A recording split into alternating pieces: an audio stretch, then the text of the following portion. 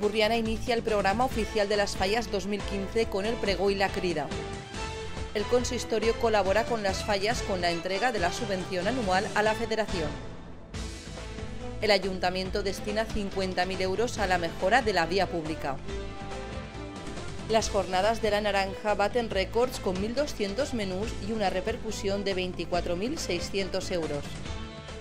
Ayuntamiento y Cofradía de Pescadores promocionan el pescado de la lonja con la marca Peix de Borriana. El Ayuntamiento instala wifi para comerciantes y videovigilancia en el mercado municipal.